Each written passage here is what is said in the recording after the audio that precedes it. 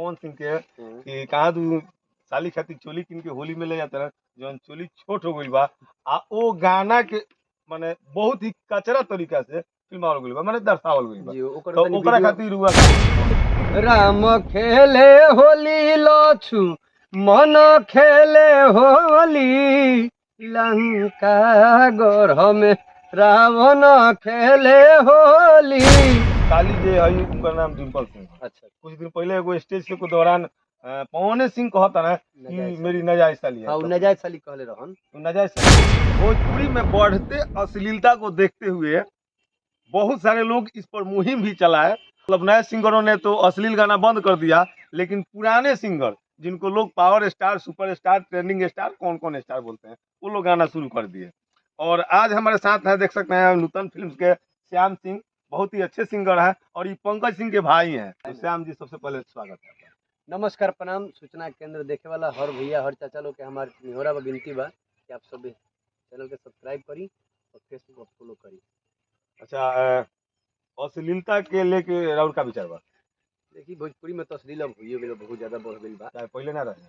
पहले रहे लेकिन कम रहे अच्छा ताकि अब तो डेगे डेगे अश्लील हो गई बा। माने का कहें ओइसन कलाकार लोग के अब ज्यादा का कहे में भैया राइटर लोग लिख के देता वो लोग खूब मन से गा देता। माने में दोस्त के कर बा राइटर के दोस्त बा कि व्यास के दोस्त बा? मिला जो दो जना के बटे जैसे कि राइटर जब लिख के गाना लिया वेले तो सिंगर के देवे तो सिंगर में ऊपर सुन करके निर्णय कर ले कि हई गाना गावे लायक बा कि नहीं के गावे लायक ना भैया। अच्छा हाँ तो कहीं ना कहीं मतलब सिंगर राइटर आदमी के मिली लोग जुली सब। राइटर लोग पगला गइल बा दारू के नशा में गांजा के नशा में इ लोग कुछो लिख देता। हाँ तो आई बाप तो यहाँ तो चुआठ भैया दारू तो दिल्ली में मिलेला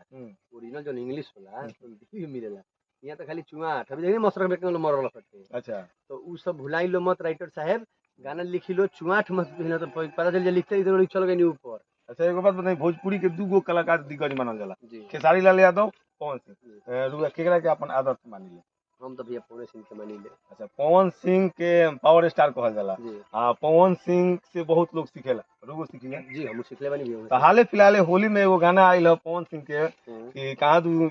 साली खातिर चोली किन के होली में ले जाता है जौन चोली छोट हो गई बा आ ओ गाना के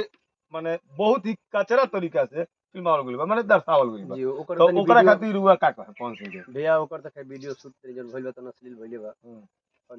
बाकी वहां के हमनी के सर्वश्रेष्ठ बानी बड़ बानी तो वहां के हमनी के का कर सकत माने बड़ बानी त मुड़ी पर चढ़ के मुते के शुरू कर दे ना वहां के मुते काहेला लेकिन हम वहां के कुछ नहीं कर अच्छा सकत। उ गाना के मान लेतनी कि एगो गाना उ अश्लील होगा जी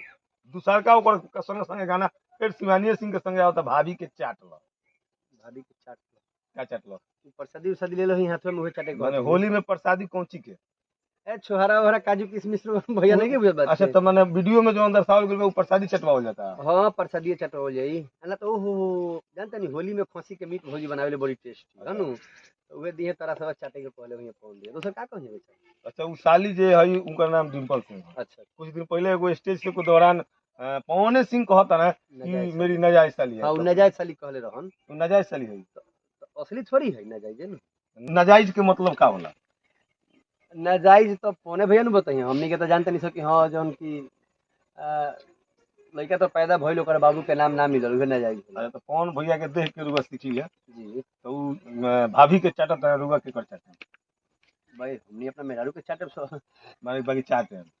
चाटला जी मन तो रुआ मेहर के दूसर कोई चाटे तो कैसा लगी? बड़ी मार मारे तो उ जब राहुल भैया हुए जी पूरा गुरु जी हुए उनका के देख के रुआ सीखी ले हाँ। जब उ अगर अश्लील हरकत करे के शुरू कर दे तो माने उसे आवरी नायका लड़का सन के का सीख मिली? अरे तो बने अब अभी हम का कहीं भैया हम तो बुझाते नहीं कि तू अगर चटवावत तरी तब न चाटत रे जी। अच्छा एकरा पहले एगो राउर इंटरव्यू हम देखले रही फेसबुक पर पूरा हल्का मची ले रहा है जी। जना में खेसारी लाल के प्रति रुआ कुछ बोल ले रहे जी का बोल ले रहे? ना तो मैं खेसारी भैया के हम कोनो गरियोले तो ना रही हां टुनटुन के खाली ये कहले रही कि भाई अश्लील गइबो तो जातिवाद तो गांव ही के ना चाहिए। अच्छा टुनटुन यादव अश्लील का गाना के ले तुम कौन गाना गा दिलन जना के खातिर रुआ बोल ले रहे? अरे उ जौन की ना गाना एगो रहे कि रात भर ना चाहिए डिम्पला बा भाई मरद रंगा बा